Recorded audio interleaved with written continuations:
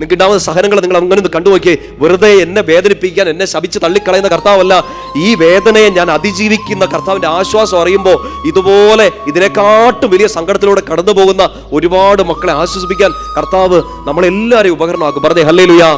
ശക്തിയോട് പറഞ്ഞേ ഹല്ലേലൂയ. മറ്റൊരു വചനഭാഗം അതിന്റെ കൂടെ ചേർത്ത് വായിച്ചേ. നിങ്ങൾക്ക് അറിയാവുന്ന ഒരു വചനഭാഗമാണ് 31:8. ജോഷുവയെ കർത്താവ് തെരഞ്ഞെടുക്കുന്ന സമയത്ത് മോശയിലൂടെ വലിയൊരു അനുഗ്രഹം കർത്താവ് കൊടുക്കുന്നതാണ്. 31:8 നിയമാവർത്തനം 31:8 ഉറക്കെ വായിച്ചോ. കർത്താവാണ് നിന്റെ മുൻപിൽ പോകുന്നത്, അവിടുന്ന് നിന്റെ കൂടെ ഉണ്ടായിരിക്കും, അവിടുന്ന് നിന്നെ ഭഗ്നാശനാക്കുകയോ പരിത്യജിക്കുകയില്ല. ഭയപ്പെടണ്ട, സംഭ്രമിക്കേണ്ട, നീ പേടിക്കേണ്ട. നിങ്ങളിത് നിങ്ങളുടെ ലൈഫിലോട്ട് എടുക്ക്.